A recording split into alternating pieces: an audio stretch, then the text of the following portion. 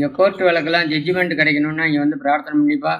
அந்த கோர்ட்டுக்கு சப்மிட் பண்ணுறதுக்கு முன்னாடியே கேஸ் கட்டெல்லாம் கொண்டு போய் கொடுக்கறதுக்கு முன்னாடியே இங்கே வந்து வச்சு பிரார்த்தனை பண்ணிட்டு போய் தான் கோர்ட்டுக்கே சப்மிட் பண்ணுவா. அது மாதிரி விசேஷமான க்ஷேத்திரம் பஞ்ச கிருஷ்ண க்ஷேத்திரம். வடக்கே பஞ்சத்வாரக மாதிரி இந்த பக்கத்தில் பஞ்ச கிருஷ்ண க்ஷேத்திரம் சவுத்தில் திருக்கண்ணபுரம், திருக்கண்ணங்குடி, திருக்கண்ணமங்கை, திருக்கபிஸ்தலம், திருக்கோவிலூர். இந்த 5மே பஞ்ச கிருஷ்ண க்ஷேத்திரம். சத் சந்தான அபிவிருத்தத்துக்காக சிரவண நட்சத்திரத்தில் வந்து சந்தானாஷ்டமி ஏழை பண்ணிப்பா தம்பதிகள். கல்யாணம் ஆகி 1 வருஷம் ஆகிடுத்து 2 வருஷம் ஆகிடுத்துன்னு சொல்லிட்டு வந்து சந்தானாஷ்டமி ஏழை பண்ணிக்கிறதுக்காக வருவா.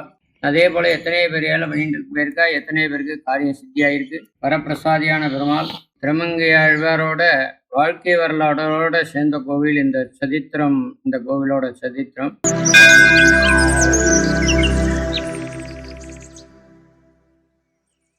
உப்பலாதேவே விமானே கமலாபதிம் வந்தே மாடமுக்கியத்து வந்ததும் லோகநாயகம்னு பெருமாளோட தியான ஸ்லோகம். ஸ்ரீதேவி பூமி தேவியோட உபயநாச்சாரோட லோகநாதனாக எழுதியிருக்கார். செங்கோல் சாத்தின்னு இருக்கார். செங்கோலில் கிளி இருக்குங்க. கிருஷ்ணன்னாலே ராஜா இல்லையா, அதனால செங்கோல். புத்தவர் திருநாமம் தாமோதர நாராயணன். ஸ்ரீதேவி பூமிதேவி உபயநாச்சாரோட தாமோதரன் எழுதியிருக்கார். பஞ்ச கிருஷ்ண க்ஷேத்திரம்.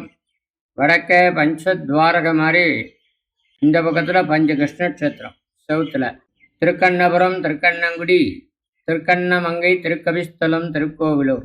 இந்த 5மே பஞ்ச கிருஷ்ண க்ஷேத்திரம். விசேஷமானது கோர்ட்டு வழக்கெல்லாம் ஜட்ஜ்மெண்ட் கிடைக்கணும்னா இங்கே வந்து பிரார்த்தனை பண்ணிப்பா. வரப்பிரசாதியான பெருமாள் அந்த கோர்ட்டுக்கு சப்மிட் பண்ணுறதுக்கு முன்னாடியே கேஸ் கட்டெல்லாம் கொண்டு போய் கொடுக்கறதுக்கு முன்னாடியே இங்கே வந்து வச்சு பிரார்த்தனை பண்ணிட்டு போய் தான் கோர்ட்டுக்கே சப்மிட் பண்ணுவா. அது மாதிரி விசேஷமான க்ஷேத்திரம். சத் சந்தான அபிவிருத்தத்துக்காக சிரவண நட்சத்திரத்தில் வந்து சந்தானாஷ்டமி ஏழை பண்ணிப்பா தம்பதிகள். கல்யாணம் ஆகி 1 வருஷம் ஆகிடுத்து 2 வருஷம் ஆகிடுத்துன்னு சொல்லிட்டு வந்து சந்தானாஷ்டமி ஏழை பண்ணிக்கிறதுக்காக வருவா. அதே போல் எத்தனை பேர் ஏழை பண்ணிட்டு போயிருக்கா, எத்தனை பேருக்கு காரியம் சித்தியாயிருக்கு. திருமங்கையாழ்வார் 10 பாசுரம் பாடியிருக்கார். வங்கமா முன்னீர் வர்ணர பெரிய வானரவின் அனமேவி சங்கமாரங்கை தடர்மரவுந்தி சாமமாமேனி தலைவன் அரங்கமான 5 வேள்வி 4 வேதங்கள் அருங்கலை பயின்று எரிமூன்று செங்கையால் வளர்க்கும் துலக்கமணி மனத்தோர் திருக்கண்ணங்குடி நின்றானேன்னு திருமங்கையாழ்வார் மங்களாசாசனம். இந்த ஊர் க்ஷேத்திரத்துக்கு மட்டும்தான் நின்றானேன்னு பாடியிருக்கார். வேறு எந்த ஊருக்கும் பாடினது கிடையாது. எல்லா ஊர் திவதேசமும் நின்றுருக்கலாம், உட்கார்ந்துருக்கலாம், வீட்டிலிருந்த பெருமாளாக இருக்கலாம், சைன திருக்கோலமாக இருக்கலாம்.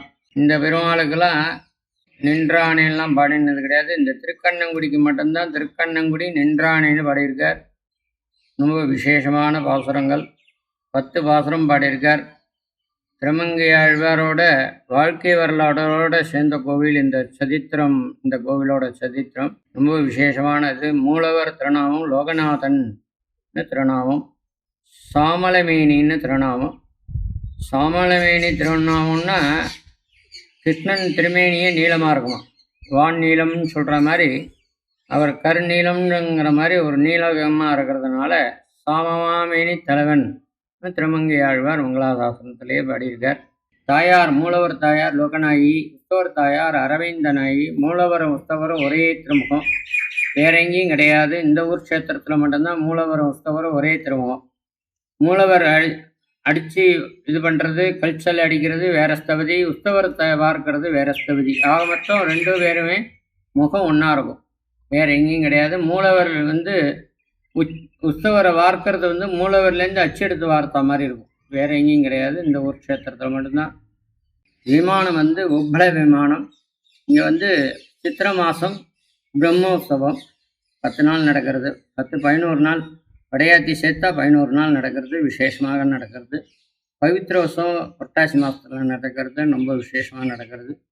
அதுக்கப்புறம் அத்தியானோத்சவம்னு சொல்லிட்டு பகல் 10 ராபத்து உற்சவம் 20 நாள் 21 நாள் நடக்கிறது விசேஷமாக. ரொம்ப வைகுண்ட ஏகாதசியெல்லாம் ரொம்ப விசேஷமாக ரொம்ப சிறப்பாக நடக்கிறது. தை அமாவாசை மோகனாவதாரம் சாத்துபடி பெருமாள் தாயார், ஆண் கோலம் பெண் கோலம் சாத்துபடி.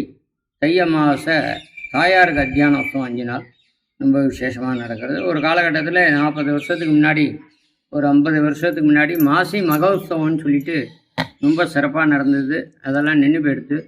திருப்பி முயற்சி பண்ணி நடத்துறதுக்கு ஊர் மக்களோ ஊர் சேர்ந்தவா இந்த பெருமாளை சேவிக்க வரவா எல்லாரும் சேர்ந்து செய்யணும்னு நினச்சா செய்யலாம். விசேஷமானது யசோதை உரல்ல பிடிச்சி தாம்பகேரால கட்டும்போது வயிறு உத்தரமானதுனாலே தாமோதர நாராயணன் திருநாமம். ஸ்ரீதேவி பூமிதேவியோட உபயநாச்சியாரோட தாமோதர நாராயணா எழுதியிருக்கார். காமதேனுங்கிற பசுக்கு சாபம் ஏற்பட்டது. அந்த சாபங்கள்லாம் போகணுங்கிறதுனால வதிஷ்டர் மகரிஷி கிருஷ்ணமங்கல விக்கிரகம் தயார் பண்ணி அதை வச்சு ஆராதனை பண்ணுற காலத்தில் பெருமாள் பாலகனா போய் அந்த வெண்ணியை உண்டு சாப்பிட்டாராம். வந்தவர் பெருமாள் தெரியாமல் தரத்தின் ஓடி வரார் சிக்கல்லேருந்து மேற்கு நோக்கி. இங்கே தலைவருஷம் மகள வருஷத்தில் ரிஷியெல்லாம் தபஸ் பண்ணுறாலாம். தபசும் காரணமாக கிழக்கு திருமணமாக பெருமாளாக சிவசாதிக்கிறார். இந்த க்ஷேத்திரத்துக்கு கண்ணனா எலி பெருமாளா சிவசாதிக்கிறதுனாலே திருக்கண்ணங்குடி இந்த ஊருக்கு பேரானது. பிரார்த்தனமூர்த்தியான தாயார், வரப்பிரசாதியான தாயார். திருமங்கி ஆழ்வார் திவதேசம் பல திவதேசம் போய் பாடியிருக்கார். அந்த பல திவதேசத்தில் இந்த ஒரு திவதேசத்தில் பாடியிருக்கார்.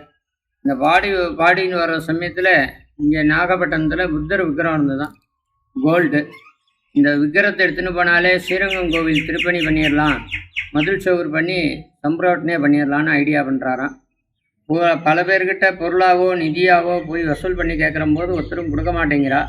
அதனால் நாகப்பட்டினத்துக்கு அந்த புத்தர் விக்கிரகத்துக்கு சரின்னு எடுத்துன்னு போகலான்ட்டு வரும்போது பல சிஷ்யாலோடு வரும்போது அந்த மேலே ஒரு சக்கரம் சுற்றின்னு இருந்தது. அந்த சக்கரத்தை நிப்பாட்டுறதுக்கு என்ன பண்ணுறதுன்னு பார்த்தாராம். நாகப்பட்டினத்துலேருந்து சிலோனுக்கு போனாராம். சிலோனில் போனால் அந்த புல்லாசாரி அங்கே இருக்கான்ட்டு அங்கே போய் விசாரிக்க போனால் நாகப்பட்டினத்தில் வாழைப்பருத்த சீமை வாழைத்தண்டை கொடுத்தேன்னா சக்கரம் சிக்கின்றோன்னு அந்த புல்லாசாரி சொன்னோன்னே போன கப்பலில் திரும்பி ரிட்டர்ன் வரும்போது பாக்கு வியாபாரி ஒரு 1000 மூட்டை பாக்கு ஏற்றுறாராம்.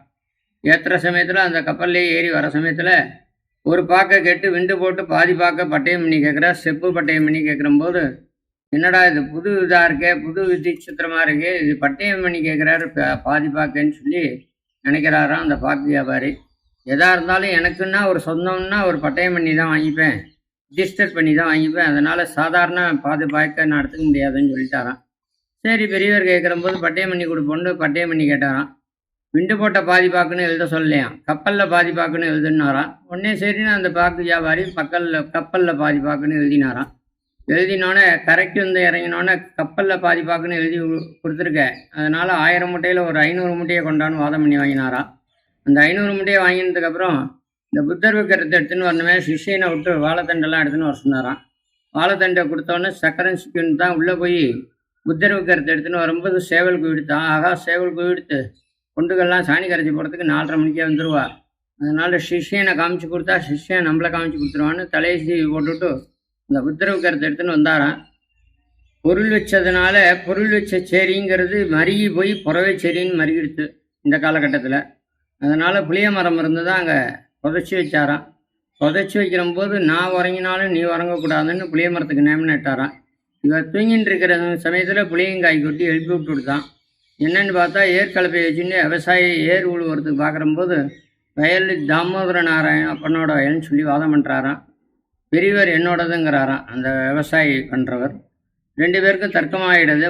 ஆழ்வாருக்கும் அந்த விவசாயக்காரருக்கும் 2 பேருக்கும் தர்க்கமானதுனால ஊர் பஞ்சாயத்து கூட்டி கேட்குறம்போது பெரியவர் என்னோடதுங்கிறார், நீ என்னோடதுங்கிற, அதனால் இன்றைய போய் நாளை வான்னு சொல்லி கேஸை தள்ளி வச்சிடுறா.